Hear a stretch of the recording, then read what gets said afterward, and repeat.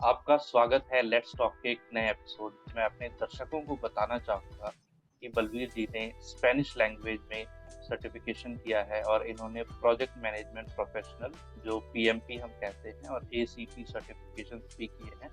उसके अलावा एक खास बात जो है, इन्होंने बिना किसी टेक्निकल बैकग्राउंड के होते हुए आईटी इंडस्ट्री में एंट्री की और इन्हें 15 साल से ज़्यादा इस इंडस्ट्री में हो चुके हैं। और बलवीर जी एक स्पेनिश लैंग्वेज एक्सपर्ट हैं। इसके पीछे भी एक कहानी है, वो जानेंगे हम बलवीर जी। तो बलवीर जी, आपका स्वागत है हमारे शो में। बहुत बहुत धन्यवाद Vikas ji, it's a pleasure and honour also. तो चलिए सवालों का सिलसिला शुरू करते हैं। आप मेरा पहला सवाल है आपसे, क्या आप जैसे हैं दुनिया भी आपको उसी रूप में देखती है या कभी-कभी आपको लगता है कि नहीं तुम लोग मुझे गलत जज कर रहे हो या ऐसा मैं नहीं हूँ, मैं बिल्कुल ही अलग हूँ। तो कुछ कभी ऐसा आपको लगा? हाँ, ऐसा तो बिल्कुल लगता है कई बार कि जैसा मैं हूँ ऐसा लोग नहीं सोचते हैं, क्योंकि मैं आप अपनी ज़िंदगी में मैंने बहुत स्ट्रगल किया है, बहुत जगह से मैं हारा हूँ, फेल हुआ हूँ बहुत बार ज़िंदगी में। तो लोगों आज जो मैं कुछ अच्छी पोजीशन में हूँ, जहाँ पे भी हूँ, ठीक-ठाक हूँ, तो लोगों को लगता है कि इसकी किस्मत बहुत अच्छी है। लेकिन जो इसके पीछे का स्ट्रगल है, जो संघर्ष रहा है ज़िंदगी में, वो बहुत कम लोगों को पता है। तो ये चीज़ है कि जो मुझे लगती है कि लोग इसको किस्मत से जोड़ते हैं, लेकिन ये बिल्कुल भी किस्मत नहीं है। हो सकता है कहीं पे किस्मत ने भी साथ दिया हो, लेकिन संघर्ष बहुत ज़्यादा रहा है ज़िंदगी में। बिल्कुल। और जैसे हमने शायद सोशल मीडिया में कई इमेजेस भी देखी हैं जहाँ पर एक आइस का एक छोटा-सा पहाड़ दिखाया जाता है। तो लोग उस छोटे से पहाड़ को देखते हैं कि देखो ये पहाड़ कितना ऊँचा है, लेकिन गहराई में वो इतना नीचे तक होता है। जैसे आपने शायद एक बैम्बू ट्री की भी कहानी बताई है, तो मुझे लगता है वो कहानी हम सबसे रिलेट करती है। तो अगर आप एक बार हमसे फिर से उस बैम्बू ट्री के बारे में शेयर करना चाहें? हाँ जी, हाँ जी, ज़रूर करेंगे। तो मैंने एक कहानी पढ़ी थी और उससे मुझे बहुत ज़्यादा सीख मिली है, चाइना के बैम्बू ट्री के बारे में। चाइना में एक बैम्बू का बाँस का पेड़ होता है और जब इसको उगाया जाता है, तो जब इसको सब कुछ मिल जाए जैसे कि पानी, उपजाऊ ज़मीन और जो सूरज की रोशनी होती है, तो पहले साल आप देखोगे कि कुछ नहीं उगता है। दूसरे साल भी सेम ऐसी चीज़ करते हैं तो कुछ नहीं उगता। तीसरे साल, चौथे साल भी कुछ नहीं उगता। लेकिन 5वें साल एक अद्भुत चमत्कार होता है और ये बैम्बू जो पेड़ है, ये 6 हफ्तों में जो है 90 फुट ऊँचा उठ जाता है। तो इसके पीछे हम इससे हमें ये सीख मिलती है कि हमें आसानी से और जल्दी कुछ भी ज़िंदगी में नहीं मिलता है। बहुत परिश्रम की ज़रूरत होती है और लगे रहने की ज़रूरत होती है ज़िंदगी में। लगे रहो, कभी हिम्मत मत हारो। अपने अपना जो आपका टारगेट है, लक्ष्य है ज़िंदगी में, उसको सामने रखो और उसकी तरफ बढ़ते रहो। चाहे धीरे बढ़ो लेकिन लगातार बढ़ते रहो उसकी तरफ। तो ये बिल्कुल। मुझे इससे सीख मिली है। और जैसे कि मैं अपनी ग्रेजुएशन जब मैंने की थी, तो मुझे जो है आईटी इंडस्ट्री में जाना था और मैंने कभी जो है इंग्लिश लैंग्वेज नहीं सीखी है और 6 साल तक मैं बेरोज़गार घूमा हूँ क्योंकि मुझे जो है लैंग्वेज नहीं आती थी, इंग्लिश नहीं आती थी। तो ये कहानी मैं आपके साथ शेयर करूँगा आगे। बिल्कुल। तो यही एक ना सबसे इम्पोर्टेंट चीज़ है, जैसे आपने बताया ना कि पहले साल कोई रिज़ल्ट नहीं आएगा, दूसरे साल भी नहीं आएगा, तो कई बार होता है कि ठीक है, किसी को सक्सेस मिल गई जल्दी, अदरवाइज़ जो मुझे लगता है शायद 95% से ज़्यादा जो लोग हैं इस दुनिया में, ऐसा हो ही नहीं सकता कि आप ट्राई करो, करते ही सक्सेस आ जाए। आप आज ट्राई करोगे, कल करोगे, करते जाओगे और कभी ना कभी जब आप होता है कई बार कि लोग भी बोलेंगे, "बस कर अब नहीं होने वाला तुझसे, गिव अप कर दे।" बट अगर आप उस पाथ पे लगे रहोगे तो डेफिनेटली सक्सेस आज नहीं तो कल वो आएगी। तो अगला सवाल मैं आपसे यही पूछना चाहूँगा, जैसे आपने बताया कि आप हिंदी मीडियम से थे और अभी जितना मैं आपको जानता हूँ, आप इंग्लिश भी बहुत अच्छे से बोल लेते हैं, स्पेनिश भी अच्छे से बोल लेते हैं, तो ये ट्रांसफ़ॉर्मेशन कैसे आया? मतलब हिंदी मीडियम में जो स्टूडेंट्स होते हैं, वो ज़्यादातर इसी चीज़ से परेशान हो जाते हैं कि मैं नहीं सीख सकता इंग्लिश, चाहे वो कितनी भी कोशिश करते हैं, एक बैरियर या एक डर वो आ जाता है। तो आपने ना सिर्फ इंग्लिश सीखी, यहाँ तक आप स्पेनिश के भी एक्सपर्ट बन गए। तो ये ट्रांसफ़ॉर्मेशन कैसे लाए आप? देखो, कोई भी जो बदलाव होता है, कोई ट्रांसफॉर्मेशन होता है, वो 1 दिन में या 2 दिन में नहीं आता है।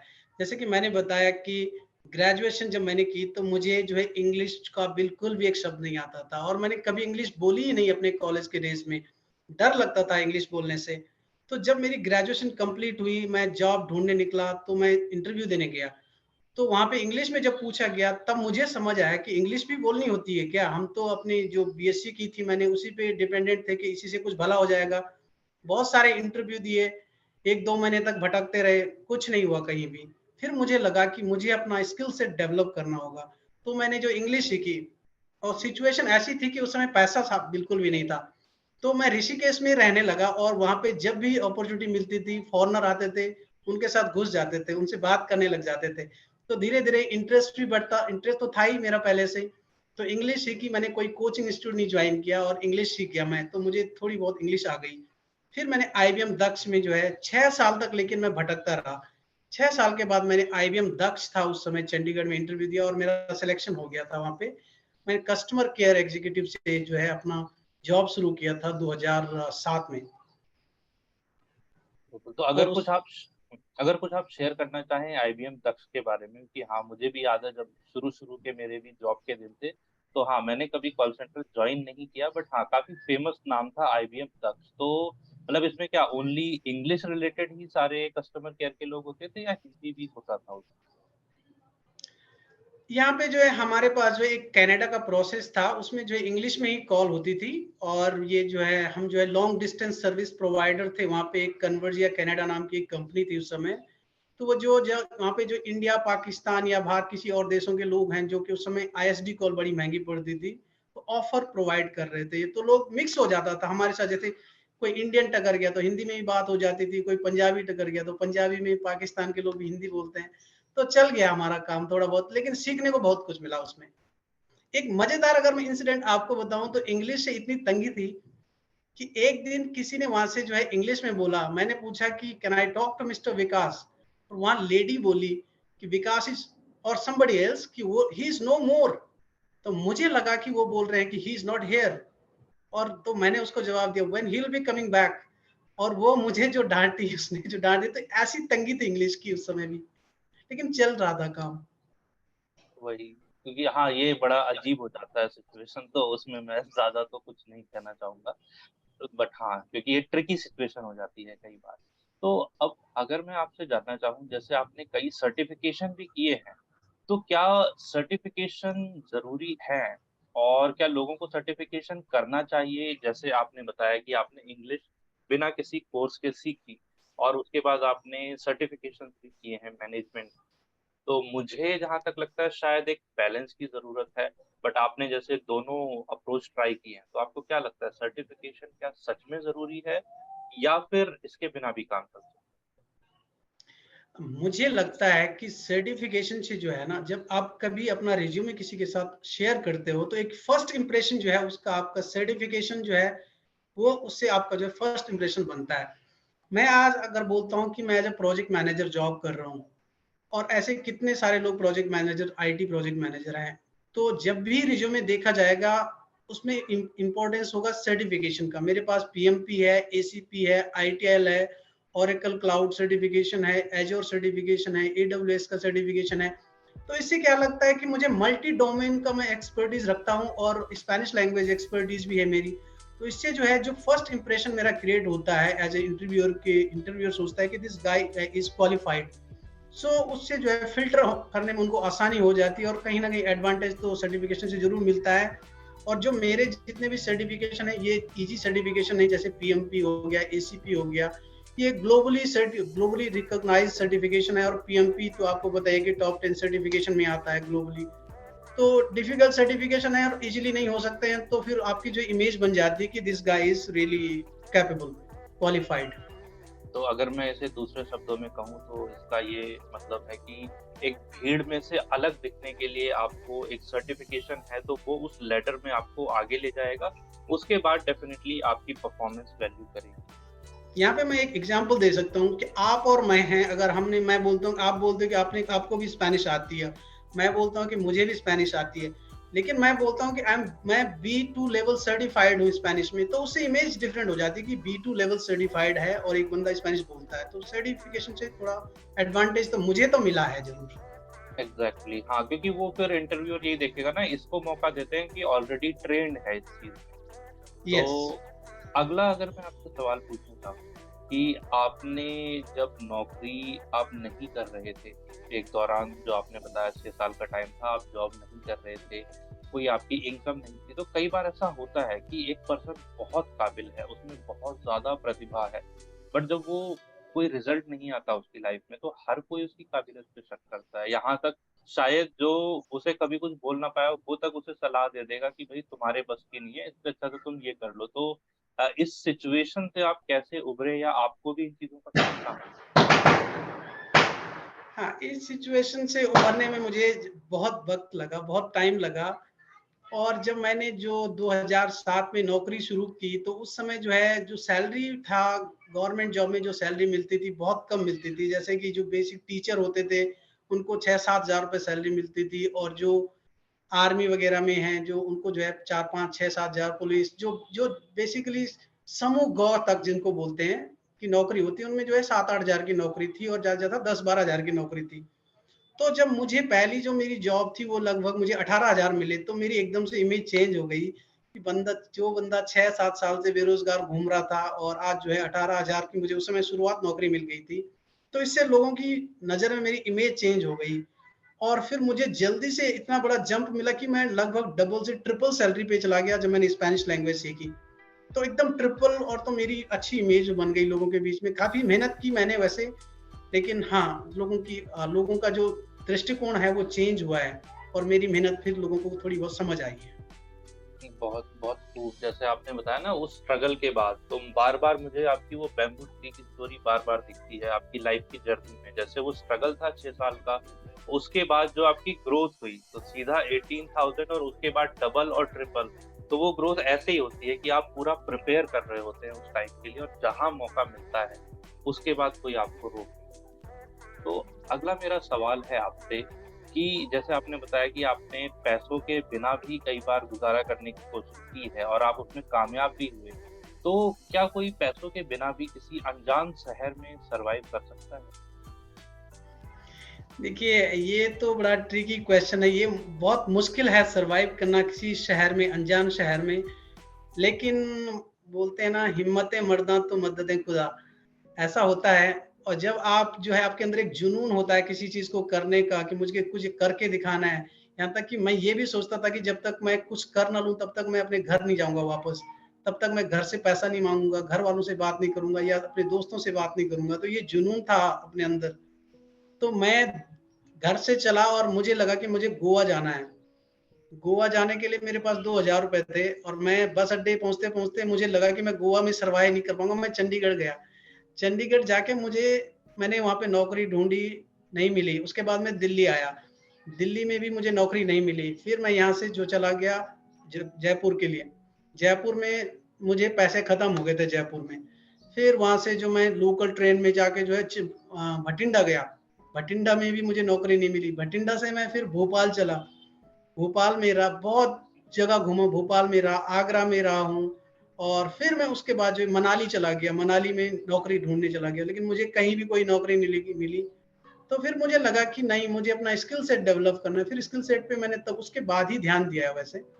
लेकिन हाँ, बिना पैसे के कभी नहीं जाना चाहिए। अपने पास पैसा होना चाहिए जेब में। लेकिन हाँ, उस समय सिचुएशन ऐसी थी कि बस करना पड़ा, एक जुनून था कि कुछ करना है, इसलिए भटकते रहा। और ये भी था कि जो बोलते हैं ना कि अपने, क्या बोलते हैं इसको, कि एक सेल्फ रिस्पेक्ट वाली चीज थी अपने अंदर की, झुकना नहीं है किसी के सामने, और कुछ करके दिखाना है, ऐसा था। इसलिए मैं पैसे भी नहीं मांगता था।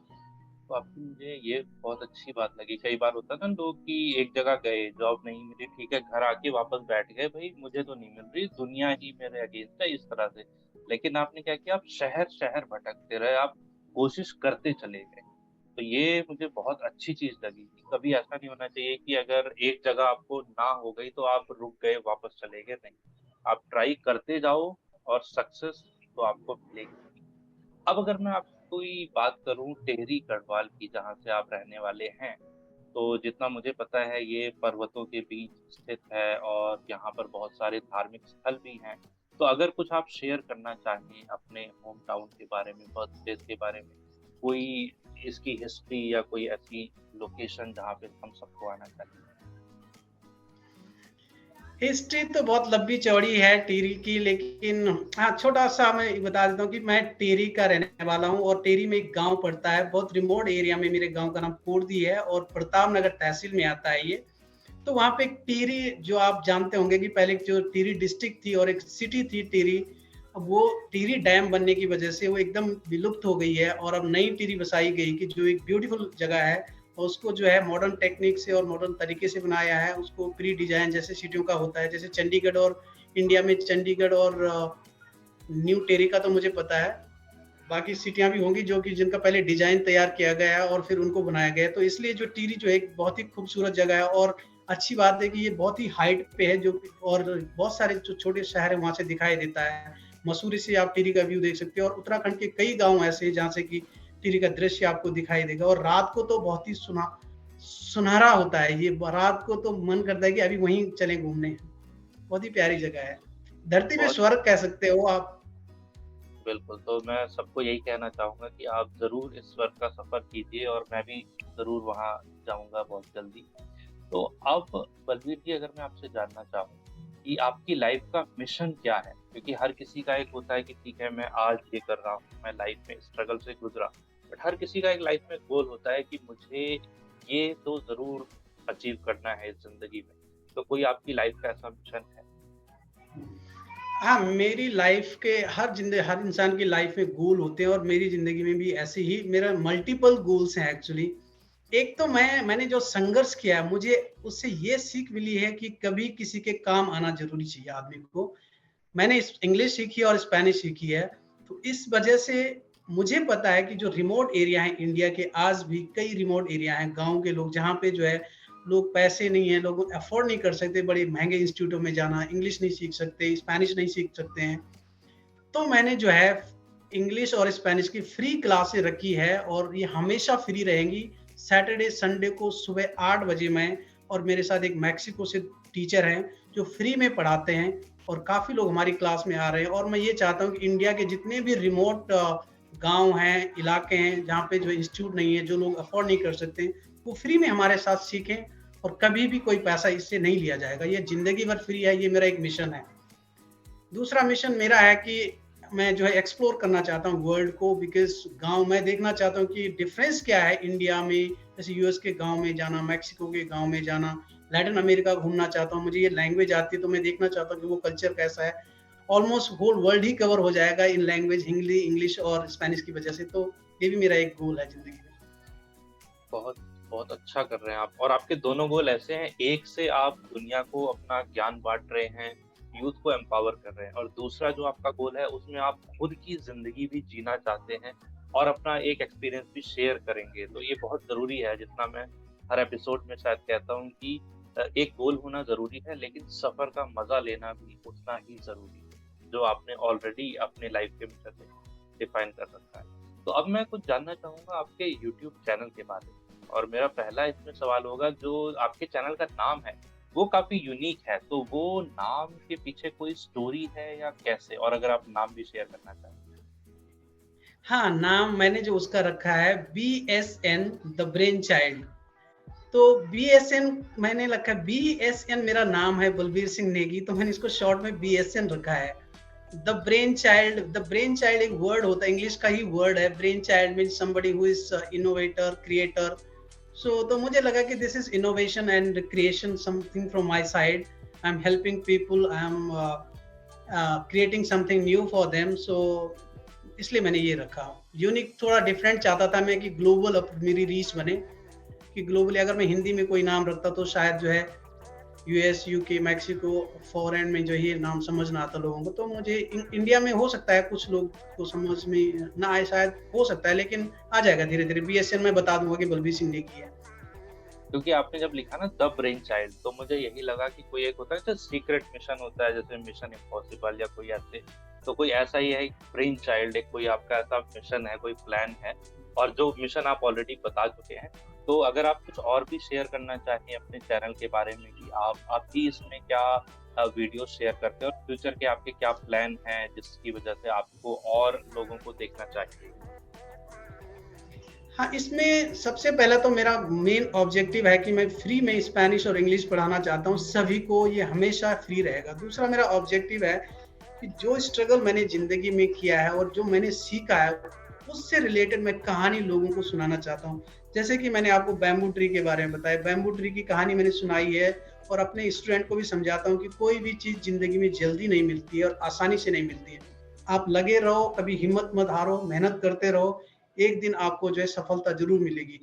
क्योंकि God is a great examiner, God is God is a great examiner. जब भी हम देखते हैं कि हम भी कोई भी फसल जब बोते हैं, तो एक बीज बोते हैं हम किसी चीज़ का और उसे हमें हज़ारों बीज मिलते हैं, अगर हम उस पे जो है उसको सही ढंग से उसमें जो खाद, पानी, सूर्य रोशनी जो भी उसकी ज़रूरत होती है उसको दे रहे हैं।